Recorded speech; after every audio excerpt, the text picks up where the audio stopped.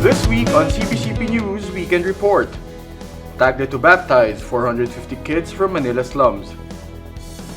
Bishops urges steps to address the PMA hazing. Bishop calls for a strong response to the polio outbreak. Vatican elevates Orani Church to Minor Basilica. Manila Seminary now powered by solar energy.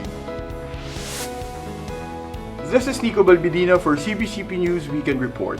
Cardinal Tagle is set to baptize 450 kids from the Manila slums today. This as part of a Catholic outreach program. The 450 children are beneficiaries of the Tulay ng Kabataan Foundation, which takes in young scavengers and street dwellers. In a CBCP News report, the foundation said that Manila's poor are not only exposed to danger and threats, they also go without the sacraments for long periods of time. Through this effort, the Archdiocese of Manila and the Tulay ng Kabataan want to dispel the notion that Catholics need to pay for the sacraments. The Tulay ng Kabataan Foundation had already helped more than 55,000 children over the past 21 years.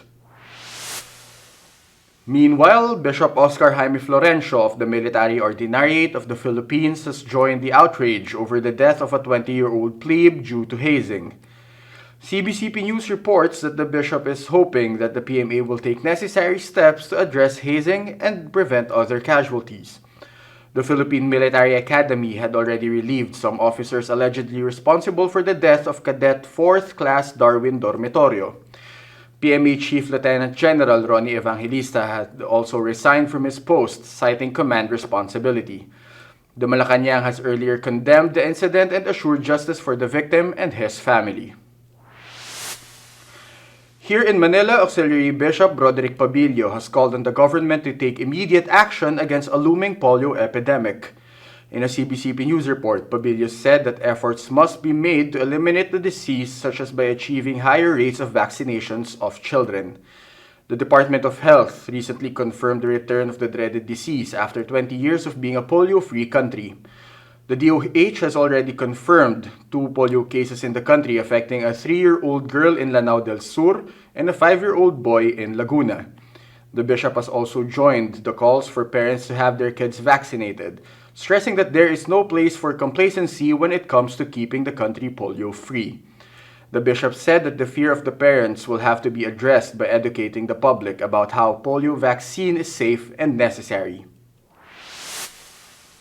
In Bataan, the Vatican has elevated Our Lady of Rosary Church in Orani town to a minor basilica. The title was granted by a special decree approved by Pope Francis following a series of processes. The decree was signed by Cardinal Robert Sarah.